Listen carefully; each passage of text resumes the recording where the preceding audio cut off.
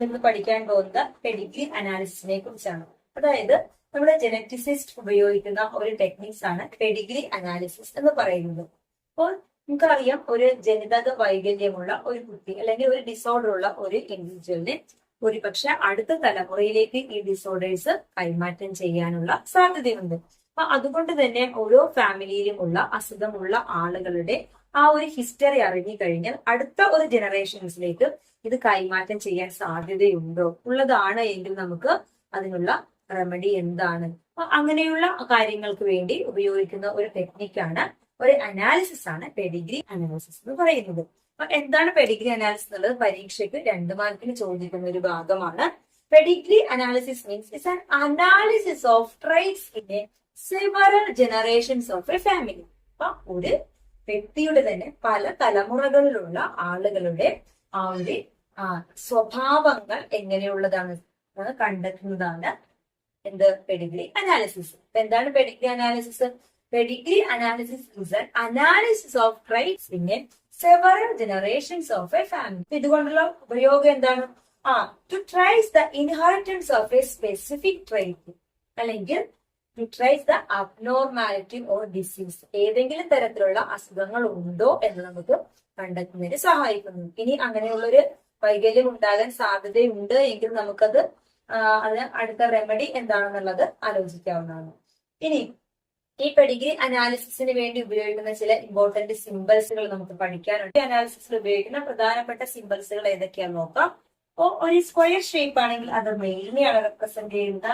Round shape ആണെങ്കിൽ ഫീമെയിലിനെ ആയിരിക്കും. ഇനി സെക്സ് കറക്റ്റ് ആയിട്ട് സ്പെസിഫൈ ചെയ്യാൻ പറ്റുന്നില്ല, മെയിൽ ആണോ ഫീമെയിൽ എന്നാണെങ്കിൽ അതിനെ നമ്മൾ സെക്സ് അൺസ്പെസിഫൈഡ് എന്ന് പറയുന്നു, ഒരു റോംബസ് ഷേപ്പിലായിരിക്കും. ഇനി ഒരു ഫാമിലി എന്ന് കാണിക്കുന്നത്, ഒരു മേറ്റിംഗ് എന്ന് സൂചിപ്പിക്കുന്നത് ഈ ഒരു മെയില് ഫീമെയില് ഒരു സിംഗിൾ ലൈൻ കൊണ്ട് ജോയിൻ ചെയ്യുന്നതായിരിക്കും. ഇനി അതേ സ്ക്വയർ ഷേപ്പിന് ഇവിടെ ഒരു മെയില് ഒരു ഫീമെയില് തമ്മിൽ ഡബിൾ ലൈൻ കൊണ്ടാണ് ജോയിൻ ചെയ്തിരിക്കുന്നതെങ്കിൽ അത്തരം മേറ്റിങ്ങിനെ കോൺസാൻഗ്വീനിയസ് മേറ്റിംഗ് എന്നും ആണ് പറയുന്നത്. അതായത് ക്ലോസ് ആയിട്ടുള്ള റിലേറ്റീവ്സുകൾ തമ്മിലായിട്ടുള്ള സിബ്ലിങ്സുകളായിട്ടുള്ള ആ മാരേജ് ആണ് എങ്കിൽ അതിനെ നമുക്ക് കോൺസാൻഗ്വീനിയസ് മേറ്റിംഗ് എന്ന് പറയുന്നത് ഒരിക്കലും അനുവദനീയമായിട്ടുള്ളതല്ല. ഇനി അങ്ങനെ നടക്കുകയാണെങ്കിൽ തന്നെ ഒരു ജനറ്റിക് ഡിസോർഡേഴ്സുകൾ ഈസിലി അടുത്ത ജനറേഷനിലേക്ക് ട്രാൻസ്ഫർ ചെയ്യാനുള്ള ഒരു സാധ്യത അവിടെ കൂടുതലാണ്. ഇനി ഇവിടെ ഏതെങ്കിലും ഒരു ഇൻഡിവിജ്വലിന് ഡിസോർഡർ ഉണ്ട് എന്ന് കാണിക്കുന്നതിന് അതിനെ ഇങ്ങനെ ഷെയ്ഡ് ചെയ്തിട്ടുണ്ടാകും, അല്ലെ? ഷെയ്ഡ് ചെയ്തിരിക്കുന്ന ഇവിടെ ഒരു ഫീമെയിൽ ആണ്, അതുകൊണ്ട് തന്നെ നമുക്കിത് അഫക്റ്റഡ് ഫീമെയിൽ എന്ന് പറയാം.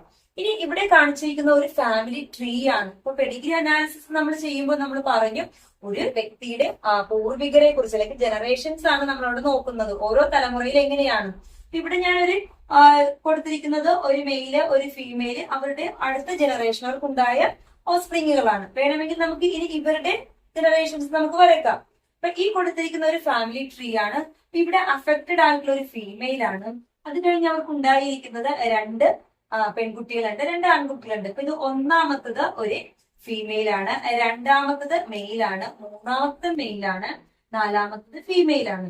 പിന്നെ ഞാൻ ഇവിടെ ഷെയ്ഡ് ചെയ്ത് കാണിച്ചിട്ടുണ്ട് ഒരു എക്സാമ്പിൾ ആയിട്ട്. ഈ ഒരു ഡിസോർഡർ അമ്മയിൽ നിന്ന് മകനിലേക്ക് ട്രാൻസ്ഫർ ചെയ്യുന്ന രീതിയിലാണ് ഞാൻ കൊടുത്തിരിക്കുന്നത്, അല്ലെ? അപ്പൊ ഇത്തരത്തിലുള്ള ഡിസോർഡറുകൾ നമ്മൾ നേരത്തെ പഠിച്ച പോലെ ഇത്തരത്തിലുള്ള ഡിസോർഡേഴ്സുകൾ ഒരു സെക്സ് ലിങ്ക്ഡ് ഡിസോർഡേഴ്സുകളാണ്. കാരണം ഒരു മെയിലിൽ നിന്ന് ഫീമെയിലിലേക്കോ അല്ലെങ്കിൽ ഫീമെയിലിൽ നിന്ന് മെയിലിലേക്കോ മാത്രമേ വരുന്നുള്ളൂ എങ്കിൽ അതൊരു സെക്സ് ലിങ്ക്ഡ് ഡിസോർഡർ ആയിരിക്കും. ചിലപ്പോൾ പരീക്ഷയ്ക്ക് നിങ്ങൾക്ക് ഇതുപോലെയുള്ള സിംബൽസുകൾ തന്നിട്ട് ഏതാണ് തന്നിരിക്കുന്നത് ചോദിക്കാറുണ്ട്. അല്ലാന്നുണ്ടെങ്കിൽ ഈ മെയില് ഫീമെയില് കോൺസാൻഗ്വീനിയസ് മേറ്റിംഗ് എന്നുള്ള വേർഡ് തരും, നമ്മളോട് അവിടെ സിംബൽസ് വരയ്ക്കാൻ ചോദിക്കാറുണ്ട്.